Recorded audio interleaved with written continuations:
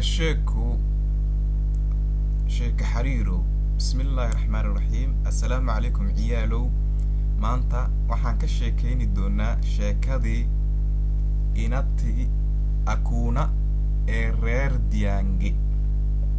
markaa sheekada way bilaamatay. adduunkii saddexaad ayaa ku yiri adduunka waqooyi ee gaalada hore u martay midabta koor baad tahay yaa. adduunkii waqooyi isagoo qoslaya ayaa ku jawaabay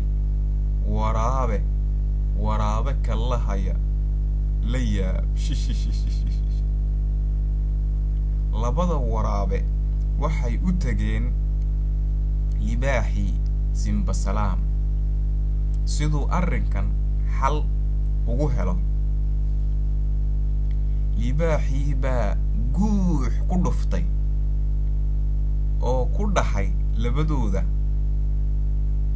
war wax yahow tagga xun leh, nafihiina hagaajiya intaad isla yaabitaan waqtiga iskaga ridayn.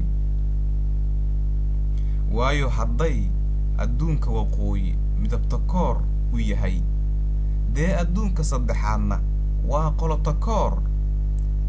ciyaartu waa ibir, midna mid kama sarreeyo. inatii akuna ee reer Diange rid tacliin leh oo afhayeen u ah adduunka saddexaad ayaa ku gacan saydhay jawaabta libaaxa. waxay ku tiri, xeer hayow, midabta koor iyo qolota koor kala darane mise labaduba isku mid waaye ayay kula tahay.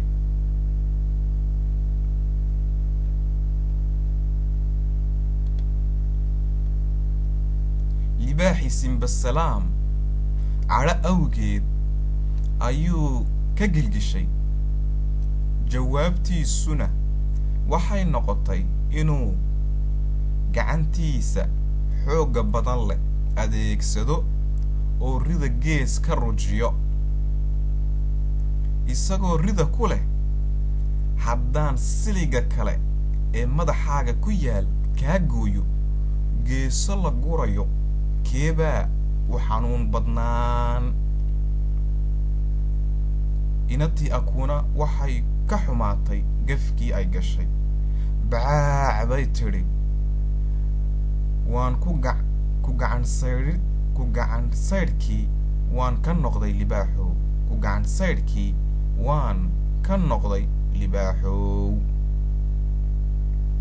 intaan fadhiga la laabin ayuu libaax Simbasalaam weydiiyey dayo dacaw caan ah oo afhayeen u ah adduunka waqooyi ee gaalada hore u martay.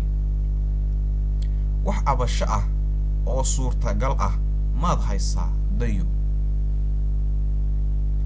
dacaw dayo oo shidaari ah dooda kuma dhooqoobin sidii doqontii afhayeen u ahayd adduunka saddexaad ee hadalkiisa wuxuu ku soo koobay sida tan: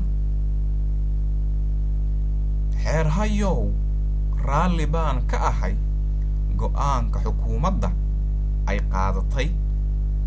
waajibkeennu waa inaan addeecno xeerkan isku dhignay. balkii buu libaax laabay oo laba dhub durmaan ah u ku laabay, isagoo sacabinaya oo leh hambalyo dayo ina ruusow, heelinta xeerka ku dheehan ee aad u samaysay adduunkaaga hore u maray. sheekadii ciyaalow halkaa bay ku dhammaatay. sheekadii inatii akuna ee reer Diange. السلام عليكم ورحمة الله وبركاته.